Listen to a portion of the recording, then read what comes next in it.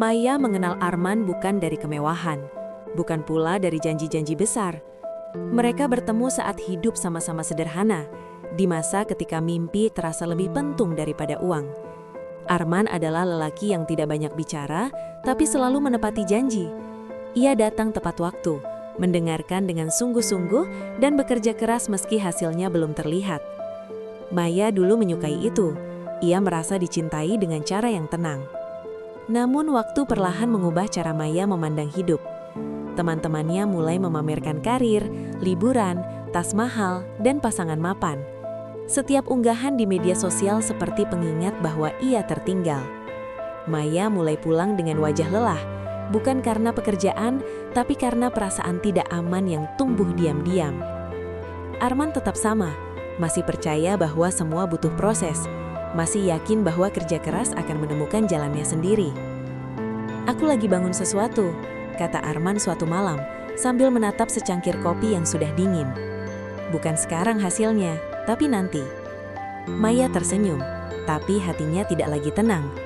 Ia lelah menunggu, lelah menjelaskan pada orang-orang mengapa pacarnya belum jadi apa-apa. Pertengkaran kecil mulai sering terjadi, bukan karena kurang cinta, tapi karena perbedaan arah. Maya ingin kepastian yang bisa dilihat hari ini. Arman bicara tentang masa depan yang belum bisa disentuh. "Kamu selalu bilang nanti," ucap Maya suatu malam dengan suara bergetar. "Aku hidup sekarang, Man." Arman terdiam. Ia tidak pandai membela diri dengan kata-kata indah. Ia hanya tahu bekerja dan bertahan. Ia tidak sadar bahwa diamnya justru terasa seperti ketidakpedulian bagi Maya. Hari itu hujan turun pelan. Maya berdiri di depan Arman dengan mata berkaca-kaca, membawa semua rasa kecewa yang menumpuk berbulan-bulan. "Aku butuh masa depan," kata Maya akhirnya, "bukan mimpi." Kalimat itu menghantam Arman lebih keras dari hujan di luar sana. Bukan karena Maya salah, tapi karena ia tahu ia memang belum bisa memberi apa yang Maya inginkan sekarang. Arman tidak menahan Maya, ia hanya mengangguk pelan. "Kalau itu yang bikin kamu bahagia," katanya lirih. Maya pergi dengan langkah cepat, menahan tangisnya sendiri. Ia tidak tahu bahwa kepergiannya akan menjadi luka terdalam bagi Arman. Ia juga tidak tahu bahwa hari itu adalah titik awal dari dua kehidupan yang berjalan ke arah sangat berbeda. Bagi Maya, meninggalkan Arman adalah pilihan logis. Bagi Arman, kehilangan Maya adalah awal dari sunyi yang panjang. Tak ada pelukan perpisahan, tak ada janji untuk kembali. Yang tersisa hanyalah perasaan gagal, cinta yang belum selesai, dan satu keyakinan di hati Arman, bahwa suatu hari ia akan membuktikan mimpi itu bukan sekedar kata. Dan Maya belum tahu bahwa masa lalu yang ia tinggalkan suatu hari akan berdiri di hadapannya kembali. Setelah perpisahan itu, hidup Maya berjalan cepat, terlalu cepat bahkan. Ia menenggelamkan dirinya dalam pekerjaan, menerima lembur tanpa banyak bertanya, menghadiri acara-acara kantor yang dulu hanya bisa ia lihat dari kejauhan. Di antara gedung tinggi dan ruangan ber-AC, Maya merasa sedang naik kelas dalam hidup. Ia mulai mengganti cara berpakaian, cara bicara, bahkan cara memandang orang. Lingkungannya berubah, dan tanpa disadari, hatinya ikut berubah. Maya belajar tertawa di tempat yang tepat, memuji di waktu yang tepat, dan menyembunyikan kegelisahan di balik senyum profesional. Sesekali, nama Arman muncul di pikirannya, biasanya saat malam sudah terlalu sepi. Tapi Maya selalu mengusirnya. Ia meyakinkan diri sendiri bahwa ia telah membuat pilihan yang benar. "Cinta saja tidak cukup," katanya pada dirinya sendiri. Sementara itu, hidup Arman justru melambat. Setelah Maya pergi, rumah kecil yang dulu terasa hangat berubah menjadi ruang kosong yang sunyi. Tidak ada pesan selamat pagi, tidak ada suara yang menanyakan apakah ia sudah makan. Yang ada hanya rutinitas dan kesunyian. Namun Arman tidak berhenti. Ia mengambil pekerjaan apa saja yang bisa ia dapatkan. Pagi membantu bongkar muat di gudang, siang mengurus pesanan kecil, malam mencatat rencana dan angka-angka di buku lusuh. Tidak ada yang glamor, tidak ada yang memuji, bahkan seringkali tidak ada yang percaya. Beberapa orang menertawakannya. "Ngapain susah-susah? Hasilnya juga belum tentu," kata mereka. Arman hanya tersenyum tipis. Ia terlalu lelah untuk menjelaskan. terlalu fokus untuk membuktikan.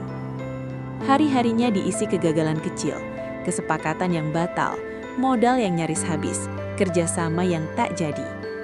Ada malam-malam ketika Arman duduk sendiri, menatap langit-langit, bertanya apakah ia bodoh karena tetap bertahan.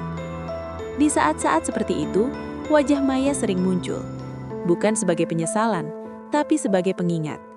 Ia pernah berjanji pada Maya, meski tak terucap, bahwa ia akan menjadi seseorang. Dan meski Maya tak lagi di sisinya, janji itu tetap hidup di dadanya. Di sisi lain kota, Maya mulai merasakan kehampaan yang aneh. Ia punya gaji tetap, rekan kerja yang ramah, dan rutinitas yang terlihat sukses. Namun ada bagian dalam dirinya yang merasa selalu mengejar sesuatu yang tak pernah cukup. Ia mulai membandingkan hidupnya dengan orang lain. Selalu ada yang lebih kaya, lebih mapan, lebih beruntung. Dan Maya takut jika suatu hari ia berhenti berlari, ia akan tertinggal. Dua manusia itu kini berjalan di jalur yang sangat berbeda. Maya mengejar kepastian yang terlihat. Arman membangun masa depan yang belum tampak. Mereka tidak tahu, setiap langkah yang mereka ambil hari itu, setiap pilihan, setiap rasa lelah, sedang menyiapkan satu pertemuan yang kelak akan mengubah segalanya. Dan tak satupun dari mereka siap untuk itu. Pagi itu Maya tidak merencanakan apapun selain rutinitas biasa. Ia singgah ke pasar tradisional hanya karena diminta ibunya membeli beberapa kebutuhan dapur. Tempat itu terasa asing baginya sekarang. Bau tanah basah, suara tawar-menawar, dan lorong-lorong sempit yang dulu begitu akrab, kini terasa seperti dunia lain. Maya berjalan cepat, menjaga tasnya erat, sesekali mengerenyit saat seseorang menyenggol lengannya. Ia merasa tidak lagi cocok berada di sana. Lalu, di antara deretan pedagang sayur dan buah, pandangannya berhenti pada satu sosok. Seorang lelaki berdiri di depan lapak sederhana, mengenakan kemeja polos yang warnanya sudah pudar. Lengan bajunya digulung, celananya tampak usang. Ia sedang berbicara dengan seorang pedagang, mencatat sesuatu di buku kecil, wajahnya serius tapi tenang. Jantung Maya berdegup lebih cepat. Itu Arman. Beberapa detik Maya ragu. Ia hampir berpikir bahwa matanya salah melihat. Namun ketika lelaki itu menoleh, tidak ada lagi keraguan. Wajah itu, meski tampak lebih kurus dan lebih keras oleh waktu, masih sama. Arman melihat Maya. Tatapan mereka bertemu. Untuk sesaat dunia seperti berhenti bergerak. Suara pasar memudar, tergantikan oleh kenangan yang berdesakan di kepala masing-masing. Maya tersenyum kecil. Bukan senyum bahagia, tapi senyum sopan, seolah Maya hanyalah seseorang dari masa lalu yang tak perlu diungkit. "Hai," sapa Arman pelan. Maya menatapnya dari ujung kepala hingga kaki. Ada perasaan aneh di dadanya, campuran antara lega dan pembenaran diri. Dalam hati Maya berkata, "Aku tidak salah meninggalkannya." "Kamu di sini?" tanya Maya. Nadanya tak bisa menyembunyikan keterkejutan. "Iya," jawab Arman singkat. Maya tertawa kecil. Tawanya bukan karena bahagia, melainkan karena merasa menang. Beberapa orang di sekitar menoleh. "Masih begini saja," ucapnya setengah mengejek. "Dulu kamu bilang punya mimpi besar." Arman terdiam sejenak. Tangannya mengepal ringan, lalu kembali rileks. Ia menutup bukunya dan menyelipkannya ke saku. "Semua masih proses," katanya tenang. Maya menggeleng, senyumnya sinis. "Proses sampai kapan, Man?" Kalimat itu terdengar ringan, tapi menusuk. Arman merasakannya, meski wajahnya tetap datar. Ia tahu Maya tidak benar-benar ingin tahu jawabannya. Beberapa orang di sekitar mulai memperhatikan. Maya, tanpa sadar, sedang memperkecil Arman di hadapan banyak mata. "Aku cuma mau bilang," lanjut Maya, suaranya lebih pelan tapi jelas. "Aku bersyukur dulu pergi." Arman menatapnya lama. Tidak ada kemarahan di sana, hanya kelelahan dan jarak yang tak bisa dijembatani. Ia mengangguk sekali. "Kalau itu bikin kamu tenang," katanya. Maya terdiam. Jawaban itu tidak seperti yang ia harapkan. Ia ingin Arman tersinggung, marah, membela diri. Tapi ketenangan Arman justru membuatnya tidak nyaman. Tanpa berkata apa-apa lagi, Arman berbalik dan berjalan pergi, melewati lorong pasar yang sempit. Langkahnya pelan tapi tegap. Maya menatap punggungnya. Ada sesuatu yang mengganjal di dadanya. Perasaan yang tak ia mengerti. Namun ia segera mengusirnya. Ia melanjutkan belanja, kembali kehidupannya yang terasa lebih tinggi kelasnya. Maya tidak tahu bahwa lelaki yang baru saja ia tertawakan bukan sedang bertahan hidup, melainkan sedang mengendalikan sesuatu yang jauh lebih besar. Dan pertemuan singkat itu akan menjadi awal dari rasa malu terbesarnya. Arman tidak langsung pulang setelah meninggalkan pasar. Ia berjalan menyusuri lorong-lorong sempit hingga suara hiruk-pikuk perlahan menghilang. Udara terasa lebih lega, namun dadanya masih berat. Bukan karena kata-kata Maya, melainkan karena kenangan yang kembali terbuka tanpa permisi. Ia berhenti sejenak, menarik napas panjang. Tenang, katanya pada diri sendiri. Arman tahu ia tidak perlu membuktikan apapun hari ini. Tidak pada Maya, tidak pada siapapun di pasar itu. Namun tetap saja, pertemuan tadi meninggalkan bekas, bukan luka baru, melainkan sisa luka lama yang belum sepenuhnya sembuh. Ponselnya bergetar. Satu pesan masuk. Pak Arman, rapat dengan investor dimajukan. Jam 7 malam, lokasi seperti biasa. Arman membaca pesan itu sekali lagi, lalu membalas singkat. Baik. Ia menyimpan ponsel, melanjutkan langkahnya menuju sebuah motor tua yang terparkir di pinggir jalan. Bagi orang lain, motor itu mungkin terlihat seperti simbol keterbatasan. Bagi Arman, itu hanya alat, tak lebih, tak kurang. Sore berganti malam. Di sebuah bangunan sederhana yang jauh dari gemerlap kota, Arman duduk di ruang rapat kecil bersama beberapa orang. Tidak ada jas mahal, tidak ada meja mewah. Yang ada hanya peta, berkas, dan pembicaraan serius. Pasar tradisional yang tadi ia datangi menjadi topik utama. Kita mulai dari sini, ujar salah satu pria sambil menunjuk dokumen. Distribusi sudah jalan, pedagang mulai percaya. Arman mendengarkan dengan saksama. Sesekali ia mengangguk, sesekali bertanya. Tidak banyak bicara, tapi setiap kalimatnya tepat sasaran. Keputusan-keputusan kecil yang ia ambil perlahan membentuk sesuatu yang besar. Tidak ada yang tahu berapa kali Arman gagal sebelum sampai di titik ini. Tidak ada yang melihat malam-malam panjang tanpa kepastian. Yang mereka lihat sekarang hanyalah seseorang yang tahu kemana ia melangkah. Usai rapat, Arman duduk sendiri sebentar. Ia menatap catatan di depannya, angka-angka yang perlahan mulai masuk akal. Di balik kesederhanaan hidupnya, ada kehati-hatian yang sengaja ia pilih. Ia tidak ingin hidupnya lebih cepat dari rencananya. Di tempat lain, Maya sedang duduk di kamar apartemennya. Ia menatap cermin, melepas antingnya, namun pikirannya tidak tenang. Bayangan Arman di pasar tadi siang muncul kembali, disertai tatapan tenangnya yang sulit ia artikan. Kenapa aku jadi kepikiran? Gumamnya. Ia mencoba meyakinkan diri bahwa semua itu tidak penting, bahwa hidup Arman bukan lagi urusannya. Tapi perasaan ganjil itu tetap ada, seperti firasat yang belum berbentuk. Malam itu dua orang yang pernah saling mencintai menjalani hidup yang sama-sama sunyi.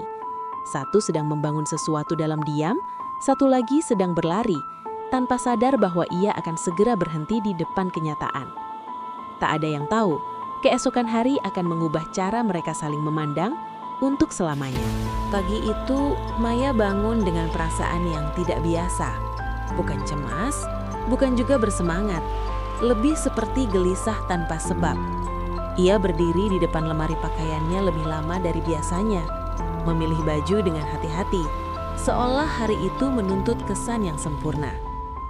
Di perjalanan menuju kantor, ponselnya berbunyi. Grup internal perusahaan ramai sejak pagi. Hari ini ada pengumuman penting. Katanya pemilik baru datang langsung. Semua diminta kumpul jam 9. Maya membaca pesan-pesan itu dengan setengah perhatian. Pergantian pimpinan bukan hal baru. Biasanya hanya formalitas. Wajah baru yang bicara visi besar, lalu kembali ke rutinitas lama. Namun entah mengapa, jantungnya berdegup sedikit lebih cepat. Di kantor suasana berbeda. Orang-orang berdiri lebih tegak, berbicara lebih pelan. Ruang rapat utama dipersiapkan sejak pagi. Maya duduk di mejanya, menyalakan komputer, Tapi pikirannya tidak sepenuhnya di sana. Bayangan pasar itu muncul lagi. Wajah Arman, tatapan tenangnya. Mungkin cuma kebetulan, pikir Maya. Tepat pukul 9, semua karyawan diminta berkumpul. Maya duduk di barisan tengah. Dari kursinya, ia bisa melihat pintu besar di depan ruangan. Pintu yang sebentar lagi akan terbuka membawa seseorang yang belum ia kenal. Manajer lama berdiri di depan, berbicara singkat tentang perubahan dan harapan. Maya mendengarkan sambil sesekali mengecek ponselnya. Lalu kalimat itu terdengar. Mulai hari ini, perusahaan ini berada di bawah kepemilikan baru. Ruangan hening. Beliau akan memimpin langsung dan memperkenalkan arah perusahaan ke depan. Pintu terbuka. Langkah kaki terdengar, pelan, mantap. Maya menegakkan tubuhnya, menatap ke depan. Senyumnya sudah siap, ekspresi profesional yang telah ia latih bertahun-tahun. Namun, senyum itu membeku. Pria yang masuk ke ruangan itu bukan orang asing, bukan wajah baru, bukan sosok yang tak ia kenal. Itu Arman. Jantung Maya seakan berhenti berdetak. Kepalanya berdengung. Ruangan terasa mengecil. Suara di sekelilingnya menghilang. Ia menatap Arman, berharap ini hanya kesalahan mata. Tapi kenyataan berdiri terlalu jelas di hadapannya. Arman berdiri di depan ruangan. Kemejanya rapi, sikapnya tenang. Ia menatap seisi ruangan, lalu pandangannya berhenti sejenak pada Maya. Tidak ada senyum, tidak ada ekspresi kemenangan. Hanya tatapan datar, profesional. "Selamat pagi," ucap Arman. "Saya Arman." Suara itu sama seperti kemarin. Tenang, pasti. Maya menunduk, tangannya gemetar. Kata-kata yang kemarin ia ucapkan di pasar berputar kembali di kepalanya. Lebih keras, lebih menyakitkan. Masih begini saja? Proses sampai kapan? Kini kalimat-kalimat itu terasa seperti pisau yang berbalik arah. Hari itu, Maya menyadari satu hal yang terlambat. Ia telah menertawakan seseorang yang sedang berdiri di atas takdirnya sendiri. Dan ini baru permulaan. Rapat pagi itu berjalan seperti biasa. Setidaknya di atas kertas. Arman menjelaskan rencana perusahaan dengan bahasa yang lugas, tanpa nada menggurui. Ia berbicara tentang efisiensi, kepercayaan, dan pertumbuhan jangka panjang. Semua terdengar masuk akal, profesional, dan tenang. Namun bagi Maya, setiap kata terasa seperti ujian. Ia duduk dengan punggung tegang, menunduk pada layar laptop, berusaha terlihat sibuk. Ia tidak berani menatap Arman terlalu lama.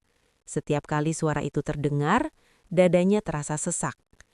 Arman memimpin rapat tanpa sedikit pun menyinggung masa lalu. Tidak ada sindiran, tidak ada tatapan tajam. Sikap netral itu justru membuat Maya semakin tidak tenang. Ia lebih siap jika Arman marah, daripada menghadapi ketenangan yang dingin dan berjarak. Usai rapat, karyawan satu persatu keluar ruangan. Bisik-bisik mulai terdengar. Banyak yang penasaran, banyak pula yang terkesan. Maya melangkah keluar dengan langkah berat, berharap tidak dipanggil. "Mbak Maya?" Langkahnya terhenti. Ia berbalik perlahan. Arman berdiri tak jauh darinya, memegang map tipis di tangan. Wajahnya tetap tenang, seolah mereka belum pernah berbagi masa lalu. "Ada waktu sebentar?" tanya Arman. Maya menelan ludah. Iya Pak." Kata Pak terasa asing di lidahnya. Mereka masuk ke ruang kerja Arman. Ruang itu sederhana, bersih, rapi, tanpa kemewahan berlebihan. Maya berdiri canggung di depan meja, menunggu dengan perasaan campur aduk. "Saya lihat laporan kamu," ujar Arman sambil membuka map. "Kamu teliti, pekerjaanmu rapi." Maya terkejut. Ia mengira akan ditegur, atau setidaknya disindir. "Terima kasih," jawabnya pelan. Arman menutup map. Ia mengangkat pandangan, menatap Maya dengan tatapan yang sulit dibaca. "Saya berharap," katanya, "di kantor ini kita bisa bersikap profesional." Maya mengangguk cepat. "Tentu Pak." Tidak ada kata lain. Tidak ada pembahasan tentang pasar, tentang kemarin, tentang masa lalu. Arman memberi Maya tugas tambahan, tantangan baru, tanggung jawab yang lebih besar. Ketika Maya keluar dari ruangan itu, kakinya terasa lemas. Di mejanya, Ia duduk lama tanpa menyentuh keyboard. Kepalanya penuh dengan satu pertanyaan yang berputar tanpa henti. Mengapa dia bisa setenang itu? Hari-hari berikutnya menjadi ujian berat bagi Maya. Setiap keputusan Arman objektif, adil, dan tegas. Ia memuji yang pantas dipuji, menegur yang perlu ditegur, tanpa pandang bulu. Dan justru disitulah Maya merasa kecil. Ia menyadari Arman tidak membutuhkan balas dendam. Kesuksesan itu sendiri sudah cukup menjadi jawabannya. Sementara Maya yang dulu merasa berada di atas, kini harus belajar menundukkan kepala. Di balik meja kerjanya, Maya menatap layar kosong dan untuk pertama kalinya bertanya dengan jujur pada dirinya sendiri. Apakah aku benar-benar menang selama ini? Sejak hari itu, Maya tidak lagi bekerja dengan ringan. Setiap pagi ia datang lebih awal, bukan karena semangat, melainkan karena takut. Takut terlihat lengah, takut melakukan kesalahan, dan yang paling ia takutkan, takut bertemu tatapan Arman. Bukan karena Arman menekannya, justru sebaliknya. Arman memperlakukan Maya seperti karyawan lain. Tidak istimewa, tidak dijatuhkan. Namun, sikap itu membuat Maya merasa semakin telanjang di hadapan dirinya sendiri. Ia mulai mengingat setiap kata yang pernah ia ucapkan pada Arman, terutama kalimat-kalimat terakhir saat mereka berpisah. Kata-kata yang dulu ia anggap jujur, kini terasa kejam. Maya sadar, ia tidak salah karena memilih hidup yang lebih baik, tetapi ia salah karena merendahkan orang yang belum sampai. Suatu sore, Maya melakukan kesalahan kecil dalam laporan. Tidak fatal, tapi cukup membuatnya dipanggil ke ruang Arman. Kali ini, Maya masuk dengan kepala tertunduk. Arman membaca laporan itu dengan seksama. Ini bisa diperbaiki, katanya tenang. Lain kali lebih hati-hati. Hanya itu. Tidak ada sindiran, tidak ada pembalasan. Justru itulah yang membuat mata Maya panas. Ia merasa pantas dimarahi, bukan diperlakukan dengan adil. Ia keluar ruangan dengan langkah gontai, menahan air mata yang hampir jatuh. Di toilet kantor, Maya menatap bayangannya sendiri di cermin. Wanita yang ia lihat tampak rapi, mapan dan sukses. Namun matanya menyimpan kegelisahan yang tak bisa disembunyikan. Untuk pertama kalinya, Maya merasakan malu yang sesungguhnya. Bukan malu pada orang lain, tapi malu pada dirinya sendiri. Ia tahu, penyesalan tidak bisa mengubah masa lalu. Tetapi ia juga tahu, terus diam hanya akan membuat luka itu semakin dalam. Dan disitulah, untuk pertama kalinya sejak pertemuan di pasar, Maya mulai berpikir untuk meminta maaf. Bukan agar Arman kembali, bukan agar posisinya aman, melainkan agar ia bisa berdamai dengan dirinya sendiri. Proyek besar pertama di bawah kepemimpinan Arman dimulai dengan tekanan tinggi, tenggat waktu ketat, ekspektasi investor besar, dan setiap divisi diminta bekerja lebih cepat dari biasanya. Tidak ada ruang untuk kesalahan. Maya terlibat langsung dalam proyek itu. Hari-harinya diisi rapat, revisi, dan koordinasi tanpa henti. Untuk pertama kalinya, Maya tidak bekerja demi ambisi pribadi, melainkan demi tanggung jawab. Ia ingin membuktikan bahwa ia layak berada di sana, bukan karena masa lalu, tapi karena kemampuannya. Suatu malam, kesalahan besar hampir terjadi. Data penting tertukar. Jika dibiarkan, kerugian perusahaan bisa sangat besar. Maya menyadarinya saat kantor hampir kosong. Tangannya gemetar saat menatap layar. Ia punya pilihan mudah. Diam dan berharap tidak ada yang sadar. Atau mengaku dan menanggung konsekuensinya. Bayangan pasar itu kembali muncul di kepalanya. Bayangan Arman yang tetap tenang saat direndahkan. Maya menghela napas panjang, lalu berjalan menuju ruang Arman. "Pak," ucapnya dengan suara pelan namun tegas. "Ada kesalahan di data. Itu tanggung jawab saya." Arman menatap layar, lalu Maya. Wajahnya serius, namun tidak marah. Ia bertanya beberapa hal, lalu bersama-sama mereka memperbaiki kesalahan itu hingga larut malam. Setelah semuanya selesai, Arman menutup laptopnya. "Kamu melakukan hal yang benar," katanya. Kalimat sederhana itu terasa berat bagi Maya. Ia menunduk, matanya berkaca-kaca.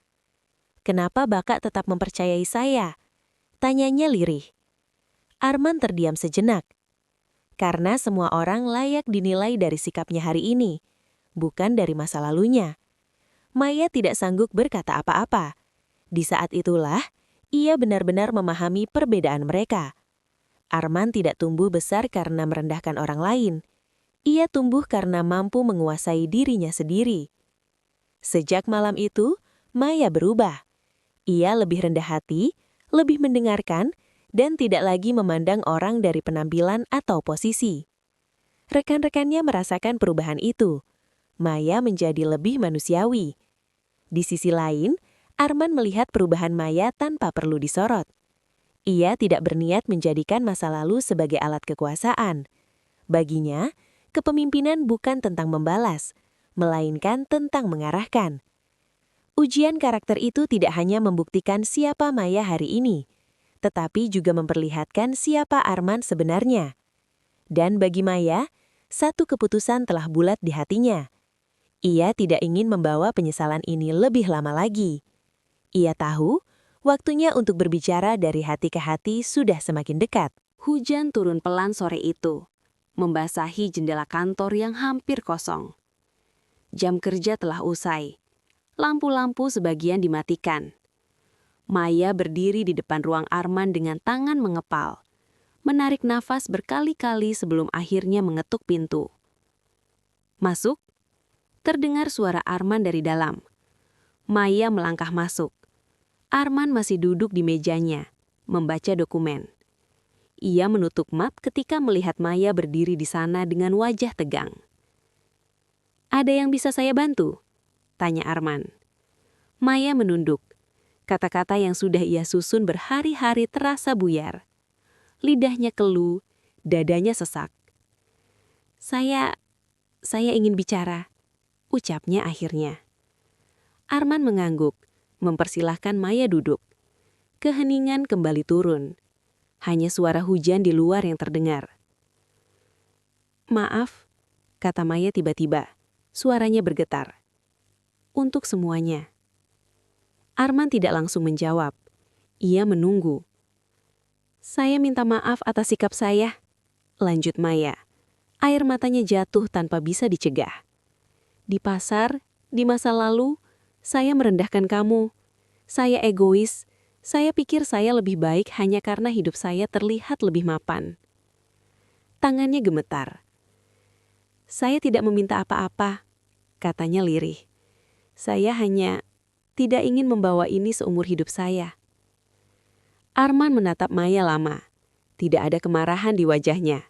Tidak pula kepuasan. Ia menghela nafas pelan. "Apa yang kamu katakan dulu memang menyakitkan. Tapi saya juga belajar dari situ."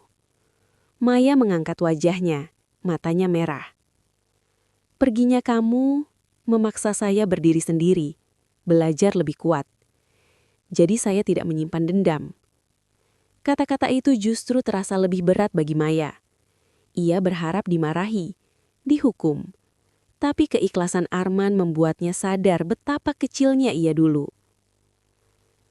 "Saya memaafkan," kata Arman akhirnya. "Tapi bukan untuk kembali ke masa lalu. Kita sudah tumbuh ke arah yang berbeda." Maya mengangguk. Air matanya jatuh pelan. "Itu sudah cukup," jawabnya. Ia berdiri, membungkuk sedikit, bukan sebagai bawahan, tapi sebagai manusia yang menyesali kesombongannya. Saat Maya melangkah keluar ruangan, dadanya terasa lebih ringan. Luka itu tidak hilang sepenuhnya, tapi kini tidak lagi membusuk. Arman kembali duduk sendiri. Ia menatap hujan di luar jendela. Teringat lelaki yang dulu hampir menyerah, hampir kehilangan arah. Ia tersenyum tipis, bukan karena masa lalu, tapi karena ia tahu ia telah melewatinya dengan utuh. Dan di luar sana, Maya melangkah pergi dengan satu pelajaran yang akan ia ingat seumur hidup. Tidak semua orang yang kamu tinggalkan akan hancur. Sebagian justru tumbuh tanpa kamu. Waktu berjalan seperti biasa setelah percakapan itu. Tidak ada perubahan dramatis yang terlihat dari luar. Kantor tetap sibuk, proyek terus berjalan, dan kota tidak berhenti hanya karena dua orang pernah saling melukai. Namun bagi Maya, hidup terasa berbeda.